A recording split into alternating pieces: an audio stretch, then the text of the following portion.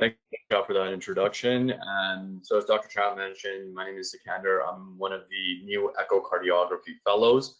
And today, the topic that I wanted to discuss a little bit about is echocardiography in the setting of acute myocardial infarction as a part of our core curriculum series. It's still early on in the year, and I think it's actually quite useful for the new cardio residents and all the cardiology residents to actually have a bit of understanding the role of echo in the setting of acute myocardial infarction. And throughout the course of the talk, we'll sprinkle in some tidbits on certain or things that I wish I knew when I started my cardiology training.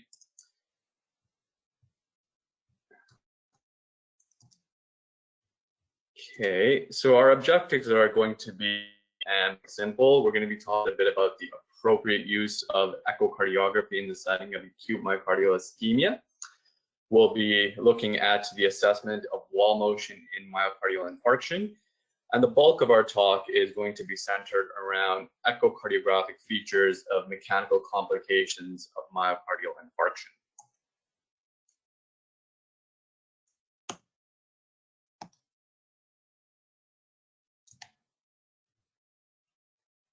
And so starting off with the appropriate use. So essentially, you want to consider getting an echo in anybody that's presenting with chest discomfort, is having a myocardial infarction, but the ECG is otherwise non-diagnostic. So get an echo in that sort of situation.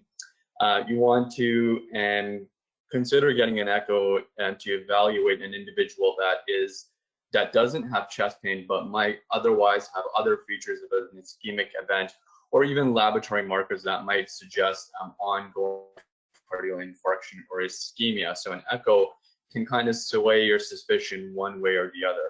Certainly quite useful in the post-infarct period, and particularly when you're assessing for complications of ischemia. I've listed some of them there, but we'll talk about them in detail a little.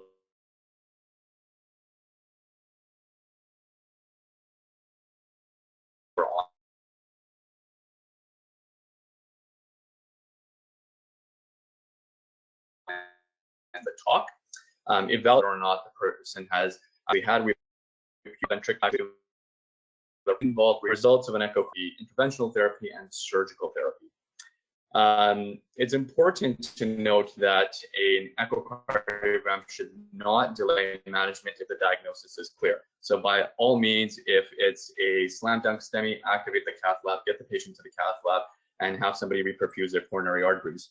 Having said that, I still think it's quite useful in the STEMI situation, particularly for the cardiology residents or anybody that might be doing an on-call shift, because we know it's going to take a bit of time for the cath lab to be activated, and always a good idea to put, in addition to your physical examination, do a quick bedside assessment to see where your left ventricular function is at, and whether it kind of gives you a bit of a sense of how sick the patient might be after reperfusion, if they're going to be coming in hot or they're going to be coming in a bit more stable.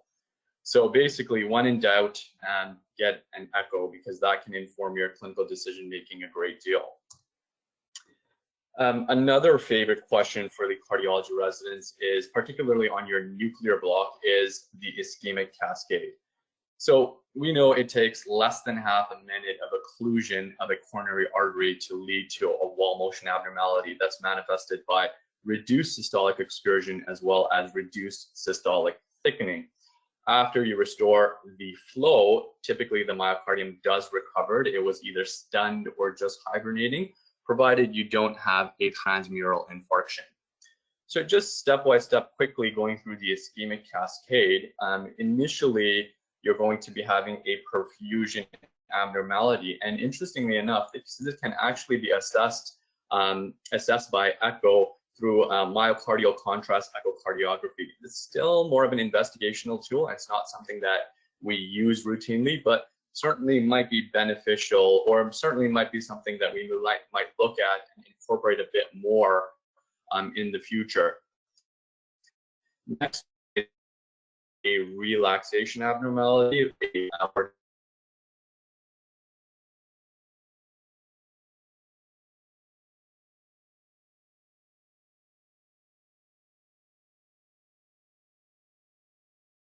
diastolic distal, essentially these function, because myocardial in between, you can actually have abnormalities in strain, which are able to pick up more subtle abnormalities in contractility. Routinely do, but something that part of clinical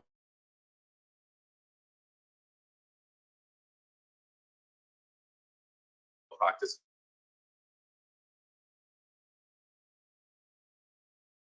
A little bit of the abnormalities, diastolic dysfunction, and perfusion abnormalities all happen before ECG changes and angina. So, is it coming across, Dr.? Cut out for a second, but you're back now. It's okay now? I can. Yeah, I'll just. Okay, thank you. An echo can actually be quite beneficial in your echo before you have ECG changes or angina. So you can catch people quite early on. So what's more important? Is it systolic thickening or systolic excursion? The answer obviously is both, but if you had to choose one, it's probably systolic thickening. And you can see here that systolic thickening is actually extremely good at picking up infarction, a bit better than systolic excursion. And how sensitive is systolic thickening? The answer is that it is very sensitive. So it takes basically just 1 to 20% of infarct thickness to lead to a wall motion abnormality that is visible to the naked eye. And you can see that over here. If there's a 0 thickness infarct, you'll have 40% or more systolic thickening, and that will be normal. And even a small infarct can lead to a significant decrease in systolic thickening down to 10 to 15%. Beyond 20%, the amount of thickening does not necessarily correlate all that well with infarct size, but there can be echocardiographic features that suggest a chronic old transmural infarct, as we all know, thin, echo-dense, bright wall might be consistent with an old transmural myocardial infarction.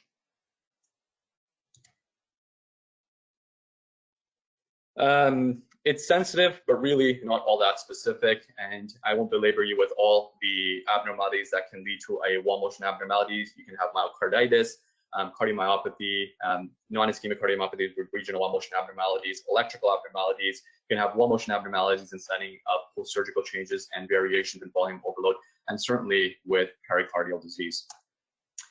And also, when you're assessing these patients that you suspect of having myocardial infarction, always very, very reasonable to keep the wall motion plot or the 17 segment model in the back of your mind. So basically, that's split into basal, mid, distal, and an apical cap, and anterior, lateral, inferior, and septal segments, which are perfused by the LAD circumflex and the RCA territory, respectively. And just another schematic representation of the various views that we use to assess wall motion abnormalities: the 4-chamber view, the 2-chamber view, as well as the peristernal long and short axis views and the peristernal short is at the base, the mid cavity, and the apical area. And essentially, using the wall motion plot and these diagrams for the cardiology residents, you want to localize the wall motion abnormality to a coronary artery territory, and useful to actually test yourself when you're assessing these patients to see if the wall motion abnormalities actually correlates with the ECG and whether or not you guessed the coronary artery right, for example, when a patient comes in with a STEMI. So we'll just be looking at a few examples of transmural infarction. So over here, we have a left anterior descending artery infarction. On the left here, you can see a peristernal short axis with an akinetic anteroseptal wall extending onto the apex. We see that over here as well, akinesis of the anteroseptal wall extending to the apex, a small pericardial effusion here, and a 2-chamber view where we have good basal inferior as well as basal anterior function, but the mid to distal anterior wall, the apex, as well as the inferior wall is essentially akinetic. Now I want to draw your attention to the two-chamber shot over here. You can see that in addition to the significant wall motion abnormalities, you'll find that the basal inferior wall and the basal lateral wall actually look quite hyperkinetic. You can see that the basal inferior wall and in the setting of an acute transmural myocardial infarction, where you have hyperkinesis of the normal segments as a compensatory mechanisms. And oftentimes when you do a Simpson's biplane in these individuals, the EF can be less impressive. That's because of the compensatory another example of a transmural infarction, we have a peristernal long axis shot here as well as a 4-chamber shot. And you can see that the basal to mid inferior wall is essentially akinetic.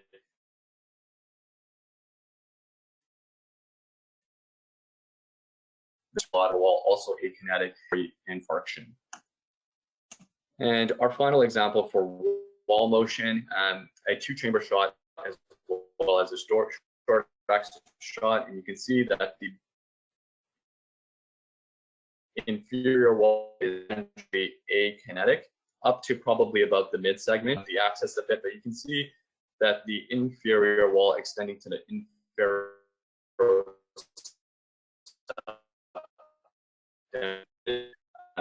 hypokinetic.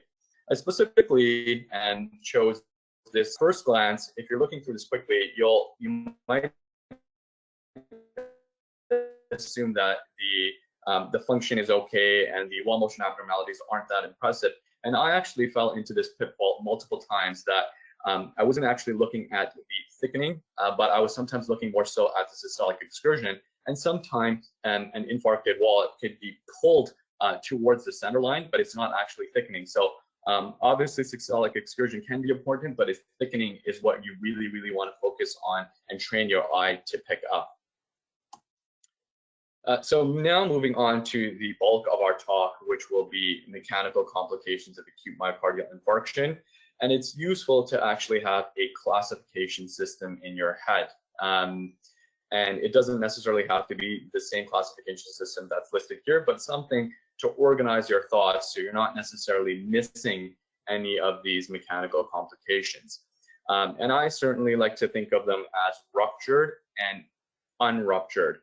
The ruptured complications include a ventricular septal rupture or rupture of the interventricular septum, a free wall rupture that can be contained or uncontained, and a papillary muscle rupture. The unruptured complications include pump failure, ischemic mitral regurgitation, LV thrombus, an LV aneurysm, and of course RV infarction. A dynamic LVOT obstruction is not something that we routinely think of as a complication of myocardial infarction, and it tends to be either rare or not really something that's routinely picked up on, but still important because it can lead to important hemodynamic consequences. So we'll begin with the less exciting of the two, the unruptured complications, but nonetheless still quite important.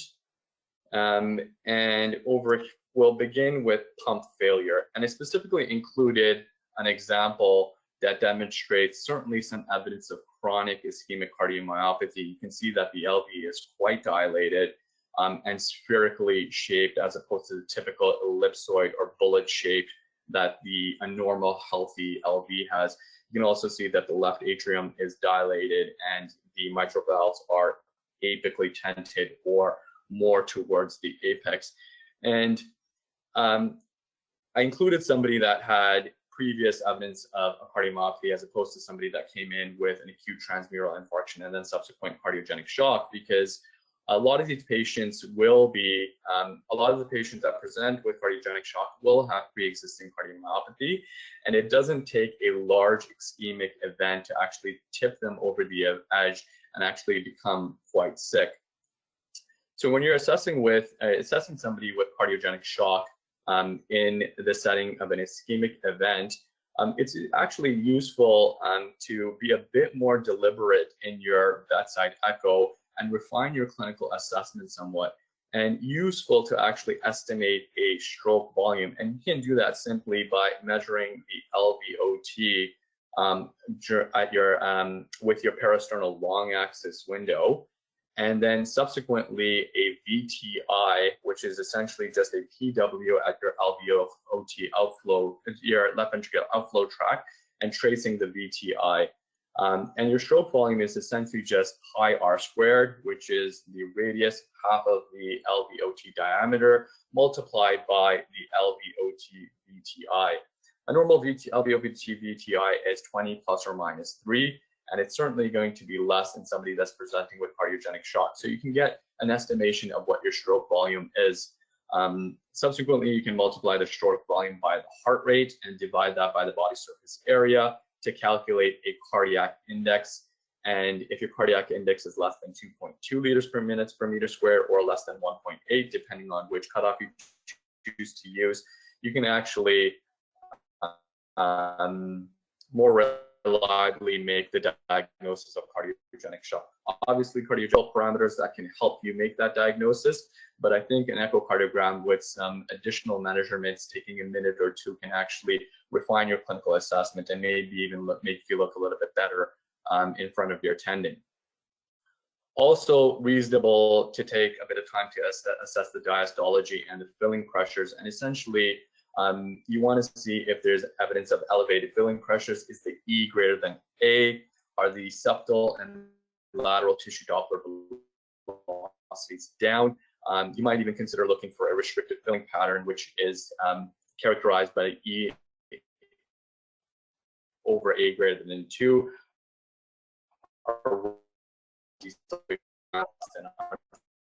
And an E over E. And just a couple of extra shots of this same patient, and with DEFINITY. Just thought the DEFINITY pictures were quite nice, so I included them, and we certainly love DEFINITY. So a bit about cardiogenic shock from left ventricular pump failure. It's the most common cause of shock and in-hospital mortality caused myocardial infarction. In the shock registry, this was close to about 80%. Occurs in about 2.5 to 10% of acute myocardial infarction.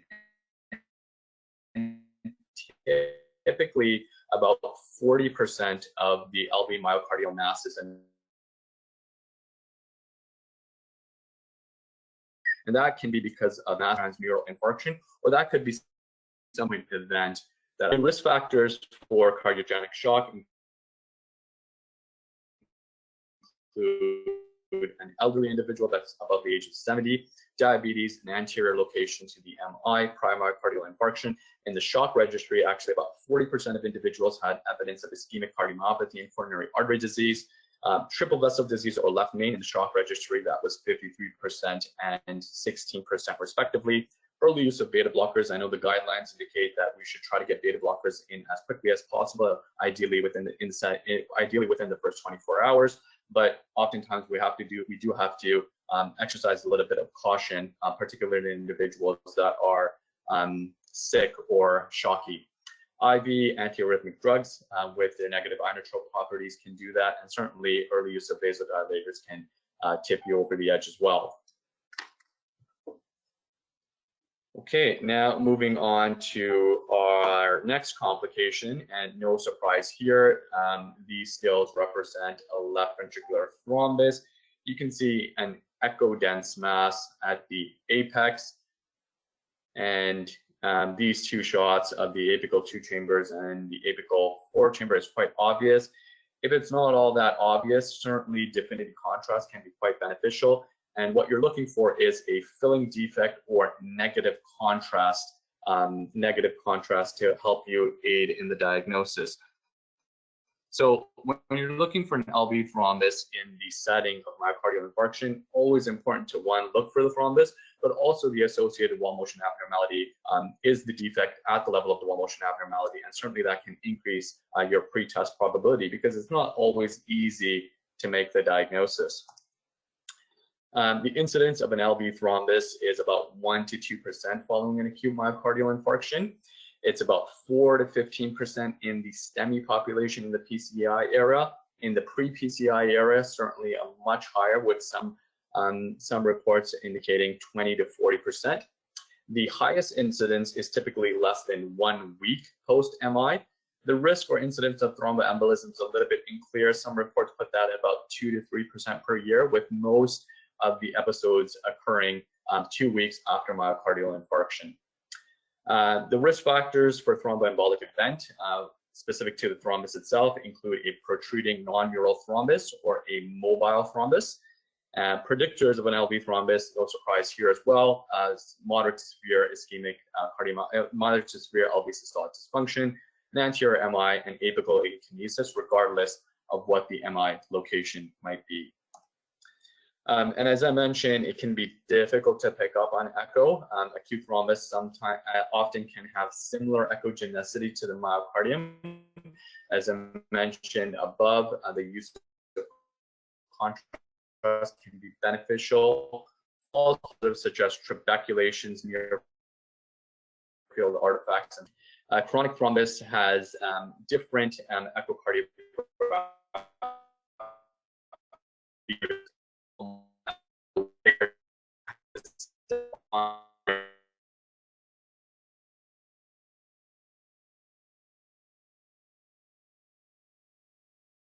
This significantly improve yours about a third to 92%. So when in doubt, give contrast and certainly get a good opacification of that left ventricular apex.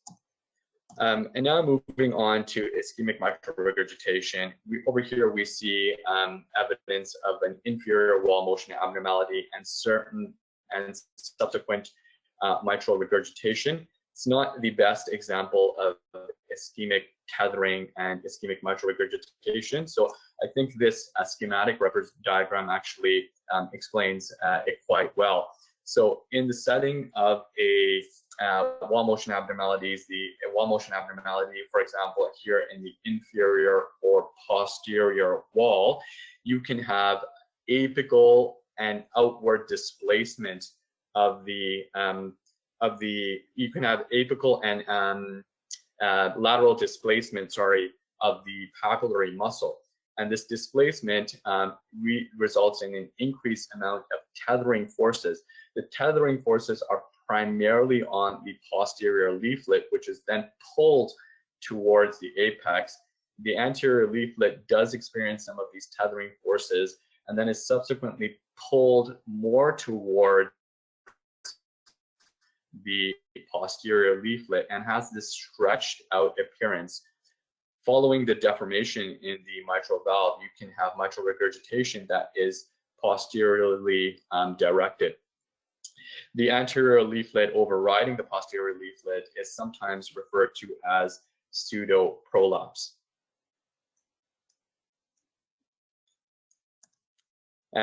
So ischemic mitral regurgitation, something that can be acute or a chronic complication of myocardial infarction. It typically occurs in the setting of inferior or inferolateral infarct. It's a type of secondary or functional mitral regurgitation.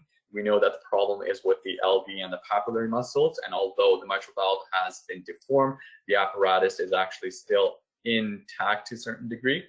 It's very common after myocardial infarction. It can occur in about 50% of patients within 30 days of MI, and important to actually comment on this finding because even mild ischemic MR can be associated with a worse prognosis, and certainly you have a worsening prognosis with worsening severity.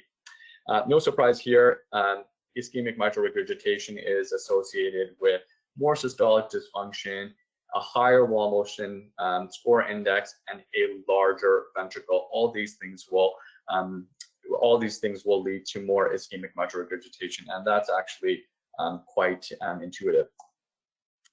And I just want to make a note of the point that mitral regurgitation is exquisitely sensitive to your loading condition. We have an example here on the top where you have a pretty good going amount of mitral regurgitation. Having said that, the systolic blood pressure is 160. And in the same patient with a slightly more normal blood pressure of a systolic of 110, the mitral regurgitation certainly is less impressive. And you can see that the changes are reflected in the color wave Doppler as well. So just want to reiterate the point that the mitral regurgitation might not be all that impressive, particularly in your patients in the unit that come in quite sick and are hypotensive. The ischemic mitral regurgitation, or even the mitral regurgitation from a path muscle rupture, might not be all that impressive, but still might have very important hemodynamic consequences. So it's useful to be vigilant of this phenomenon and this fact. Okay, and now moving on to right ventricular infarction. So here are a couple examples of inferior and inferoseptal wall motion abnormalities. We can see some flattening on the left side associated with increasing pressures or volume overload. And certainly the RV looks a little bit hypokinetic or a lot bit hypokinetic. And slightly better examples here, a nice shot of the RV, and you can see that it's either diffusely, so severely hypokinetic, and certainly some segments look akinetic. And an example here of the RV outflow tract where the infundibular free wall is essentially akinetic. So right ventricular infarction is extremely important to pick up and be vigilant of. Sometimes the ECG might not clue you in on an RV infarction. You might have ST elevation in the V1 lead, but oftentimes we don't do the right-sided leads to assess for a right ventricular infarction, and an echo can be extremely beneficial in this sort of situation. It's important to note that the RV is not made of just the free wall. It has anterior, inferior, as well as lateral segments, and basal, mid, and apical segments, which are perfused by the right coronary artery extensively, the conus branch, the marginal branch, and the posterior descending artery. But also important to note that the LAD might actually provide some perfusion to the septal wall, and certainly the left anterior descending or the left system can actually provide perfusion to the RV, the right ventricle, up to about 50%, particularly in individuals that have a left dominant circulation. Complicates approximately a third of inferior myocardial infarctions and is associated with a much higher mortality. So it's important to remain cognizant of this fact, because the principles of management of an RV infarction or RV limited patient are slightly different and require optimization of preload, the avoidance of afterload, the avoidance of preload reduction therapy, and a good treatment of afterload and early use of pressors. In the shock registry, right ventricular myocardial infarction was the etiology of shock in about 3% of patients. No surprise to what the echo findings are: and the inferior wall motion abnormalities, right ventricular dilatation, right ventricular hypokinesis. That's illustrated by the TAPSE, the RVS prime, an RV fractional area of change, or a reduced global longitudinal strain. Reduced global longitudinal strain. The fractional area of change, as well as the RV free wall strain, can actually have important prognostic information. Less than 32% and greater than -22% respectively are associated with a worse prognosis. From your internal medicine exams, you should remember that RV infarction certainly can lead to a paradoxical septal motion and a pulsus on physical examination, and also can be associated with a dilated IVC. And now moving on to the least recognized complication of myocardial infarction. And what might actually clue you in is a systolic ejection murmur that you might pick up on the left upper sternal border, radiating to the neck in an individual that has had and particularly an anterior myocardial infarction and reperfusion or not. The reason for this LVOT obstruction is secondary to the compensatory hyperkinesis of the bases that I was talking about previously in the setting of an acute anterior myocardial infarction, and that leads to a reduction in the diameter of the column that is leaving the LVOT outflow, the left ventricular outflow tract, and subsequently you have systolic anterior motion of the anterior leaflet leading to obstruction. So very, very similar to what you see in hypertrophic cardiomyopathy, but you're just essentially seeing this here in anterior myocardial infarction. Important to remain cognizant of these findings because the management is a little bit different. You want to make sure that these individuals are well filled, particularly if they're volume deplete, and you want to have early use of beta blockers and judicious use of beta blockers to reduce the gradients and potentially even treat shock. Useful to actually, when you're managing these patients, do serial echoes or even do a POCUS by the bedside to assess the gradients and also to assess filling pressures, because the last thing you want to do is make these patients too overloaded. There's some suggestion that the LVOT obstruction might actually play a role in free wall rupture, because the LVOT obstruction can actually lead to an increase in the end systolic interventricular pressure, which then subsequently leads to increased stress on the weakened necrotic infarcted zone and subsequently rupture. There's only case reports of this, and it's not something that's been robustly proven, but an interesting thought nonetheless. Okay, and now moving on to our next complication, which is an LV aneurysm. You can see that quite clearly here on these two images, one with definity. And essentially, to diagnose an LV aneurysm, what you're looking for is the evidence of a transmural infarction, which is characterized by a thin LVV wall. And the definition of an LV aneurysm is actually a persistent deformation in both systole as well as diastole. It occurs in less than 5% of myocardial infarctions in the reperfusion era. It's most common with an anterior MI, and as I mentioned, it requires a transmural infarction with wall thickening and scar formation, and a deformed wall segment that should be present in both systole and diastole to make the diagnosis. The typical regions are the apical, anterior, and inferobasal regions, and can occur as early as 5 days after myocardial infarction. An acute aneurysm can lead to severe LV dysfunction and shock.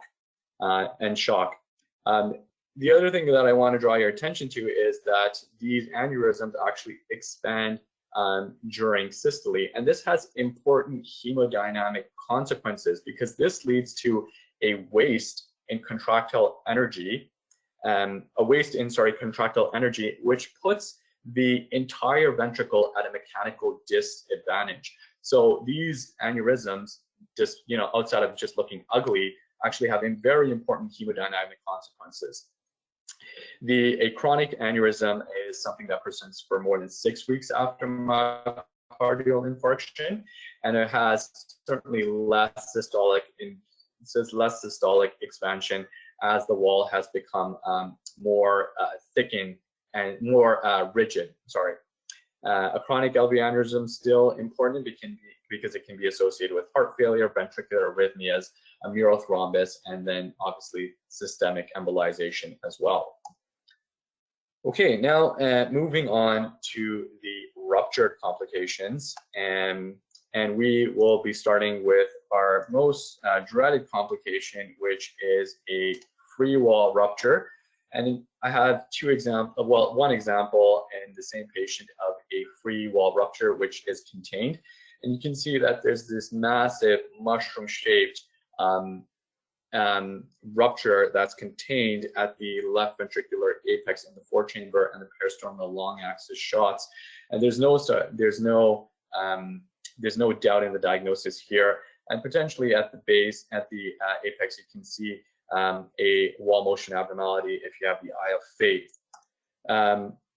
If there is any doubt in the diagnosis, and sometimes there might be doubt in the diagnosis because you might not necessarily have good pictures. These patients can be sometimes quite unstable. They might be ventilated. You might not have positioning on your side. Color flow Doppler can be quite useful at establishing the diagnosis, and you should see color flow Doppler going into the pseudoaneurysm. And you can see that here in an inferobasal pseudoaneurysm with color flow Doppler actually going into the aneurysm. The other thing that I think can be quite helpful is the use of divinity contrast, because divinity contrast will actually opacify the aneurysm as well and can be beneficial in making the diagnosis, particularly when you do not have good sonographic windows. Also, a favorite question for the cardiology residents is the differentiation between a pseudoaneurysm and a true aneurysm. A pseudoaneurysm has a narrow neck. The ratio of entry to the maximal cavity is less than 50%, whereas in a true aneurysm, it is approximately 1. The walls are composed of a thrombus and pericardium in a pseudoaneurysm, whereas in a true aneurysm, the walls are composed of all layers of the myocardium, albeit infarcted and thin walls. Pseudoaneurysms have a much higher risk of rupture than true aneurysms. So important to note that they're both aneurysms, but they have different characteristics and consequences. More likely, interestingly enough, to occur with an inferior myocardial infarction than an anterior. They might undergo progressive enlargement due to shear stress and eddy currents. Spontaneous rupture may occur in about a third of patients without warning, and surgical resection is something that's often warranted. And now moving on to our most dreaded complication. Over here, we can see that we have an example of an anterior myocardial infarction with an infraseptal apical and an anterolateral akinesis. And at the mid-segment of the anterolateral wall, you can see that there's a clear 2D defect and color flow through the 2D defect, as well as a fairly large pericardial effusion. The incidence of a free wall rupture, thankfully, is low, less than 1% in the reperfusion era, but still accounts for a significant amount of morbidity and mortality, and can cause up to about 10% of deaths in myocardial infarction. There's some estimates that report that as high as 14 to 16%. In-hospital mortality with a ventricular rupture was greater than 60% in the shock registry, and there's typically a bimodal distribution with respect to timing. Within 24 hours and within 3 to 5 days. So about 50% are going to occur within 5 days and about 90% within 2 weeks. The risk factors are actually quite intuitive. Elderly individuals, age above 70, women, individuals that are having their first myocardial infarction, so they typically don't have collateralization or ischemic preconditioning. Thrombolytic use, particularly 14 hours after symptoms, a STEMI or Q wave on the ECG, and hypertension on presentation. It's going to be typically in the location of the anterior or the lateral wall. There are 3 types of free wall ruptures. Type 1 is characterized by a slit-like full thickness tear. It's characterized by an abrupt onset of symptoms and has an increased frequency, particularly with lytic use. A type 2 free wall rupture involves erosion of the myocardium at the site of infarction. And the symptoms are a bit more subacute. It typically occurs about 1 to 3 days after MI. The type 3 free wall rupture occurs the latest, and it's characterized by expansion of the infarct zone, marked wall thinning, and then subsequent rupture through an aneurysmal segment. The acute course is characterized by tamponade, electrical mechanical dissociation, as well as sudden death. And you might have a suggestion that you have a free wall rupture by an individual complaining of a sudden onset chest pain, particularly if they're straining or coughing, for example. It's important to have a high degree of clinical suspicion, and having those risk factors in the back of your mind certainly can be beneficial in making the diagnosis, because it's important to rapidly identify it and get the patient off to emergency surgery if you want to give them any semblance of a shot. Okay, and now moving on to our next rupture complication, a ventricular septal rupture. And an example here, a four-chamber shot, and you can see a really quite complex 2D defect in the interventricular septum, which is actually deviating into the RV and coming back. So a nasty looking ventricular septal rupture, and not one that you want to encounter in clinical practice. And certainly you can obviously have color flow Doppler through the interventricular septum, and a nice short axis shot of a complex ventricular septal rupture with color flow Doppler going through it into the ventricle. A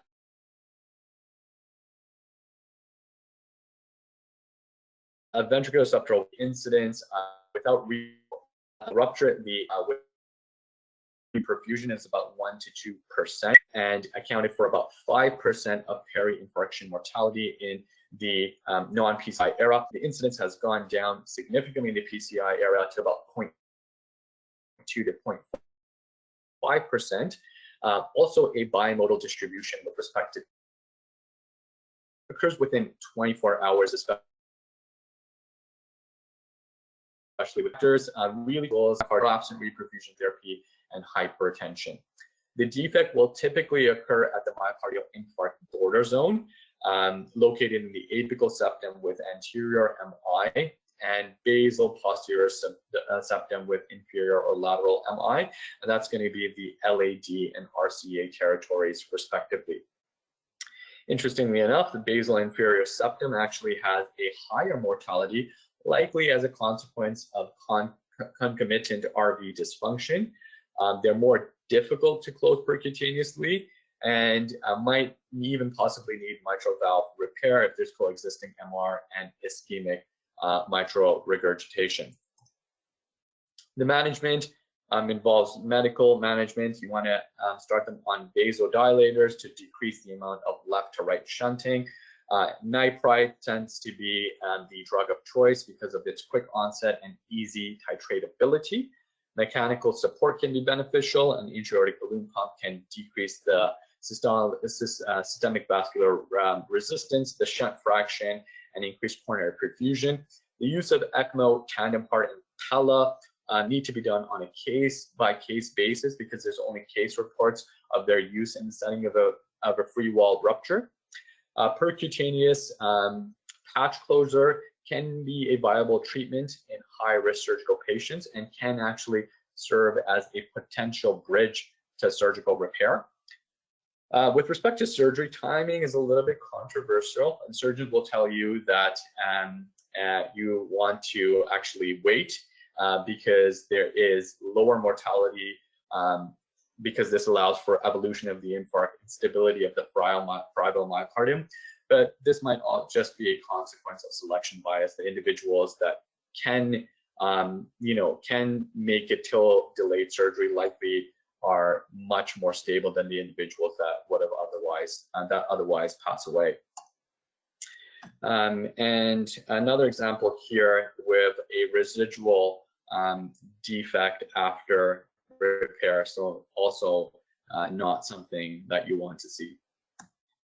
And now moving on to our last complication, which is a papillary muscle rupture.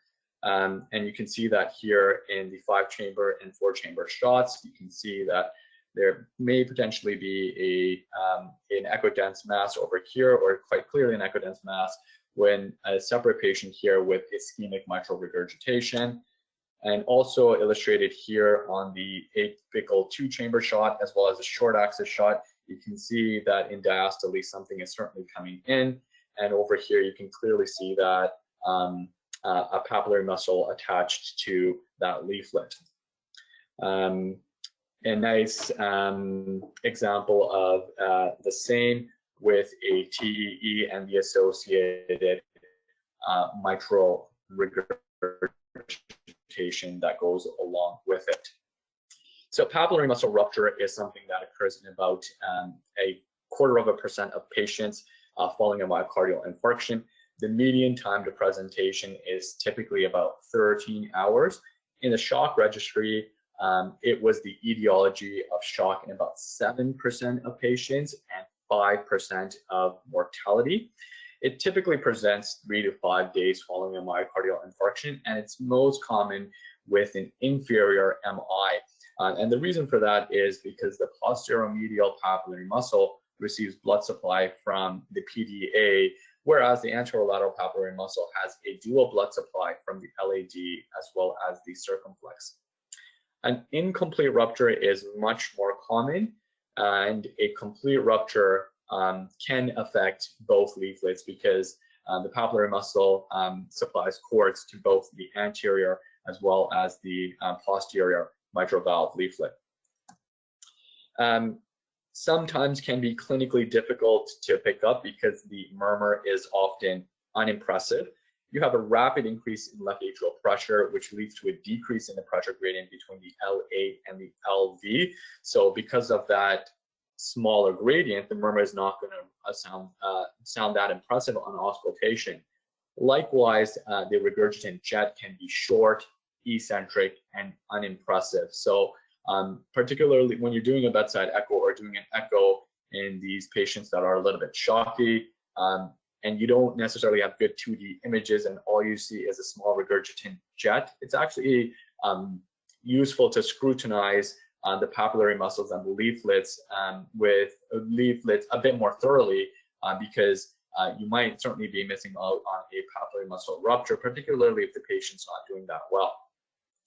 A CW Doppler can demonstrate something called the V wave cutoff sign, which is essentially a short jet with a rapid deceleration. That essentially just is an illustration of the fact that you have a rapid equilibration of the LA and the LV pressures.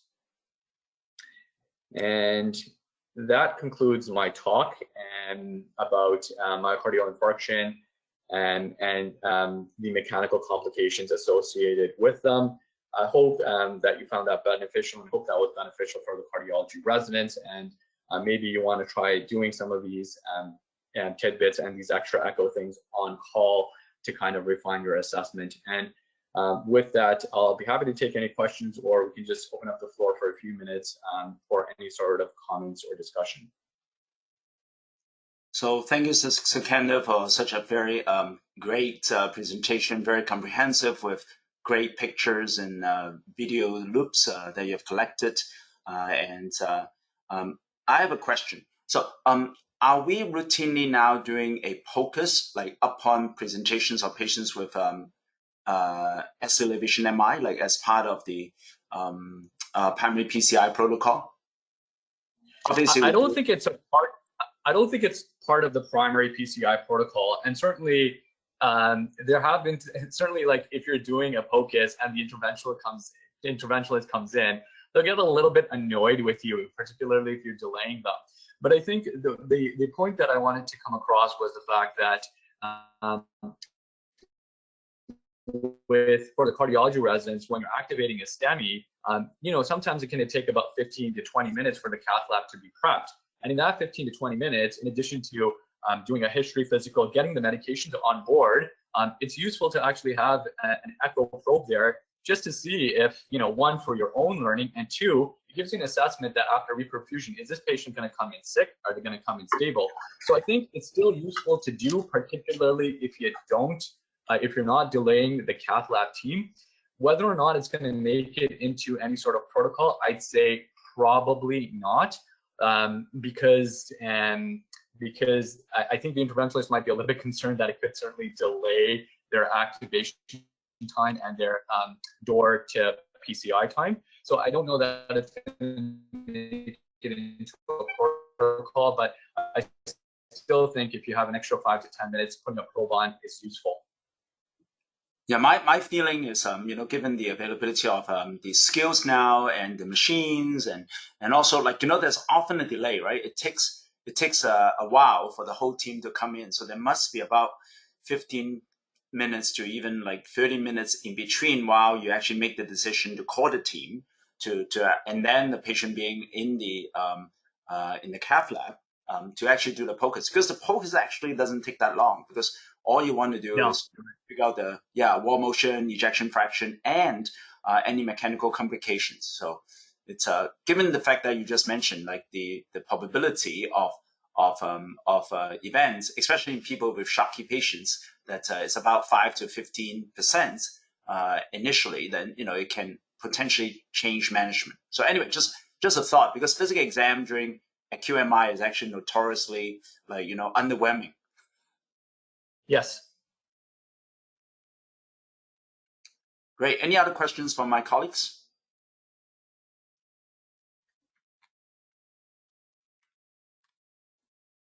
Sikander, it's Howard. That was a great talk. Actually, I don't think we've covered this topic for quite a while, so I think it was the timing is excellent, especially in the first couple of months of the year. I want to emphasize one point that you made with regards to pap muscle rupture. As you said, sometimes there's rapid equalization of pressures. The color Doppler jet is underwhelming, and the physical exam is also underwhelming. And I think more routine use of Ventricular to my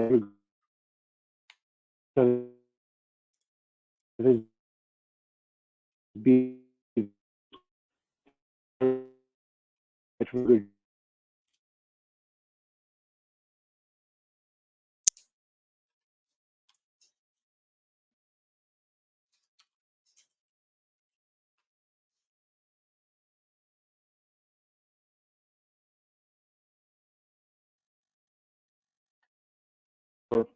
high flow through the RVL flow tract because of the left to right shunting.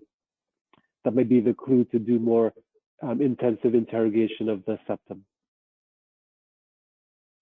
Yeah, two very important points. Thanks so much, Dr. Leonco.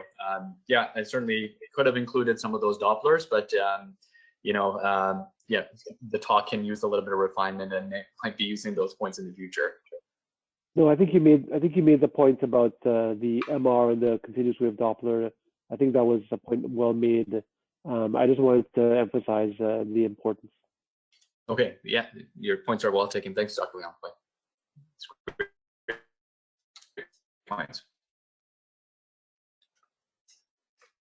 And similarly, I think the point to make is anyone who is on call for CCU, maybe in the middle of the night, any new admission or patients with MI should have a POCUS. The basal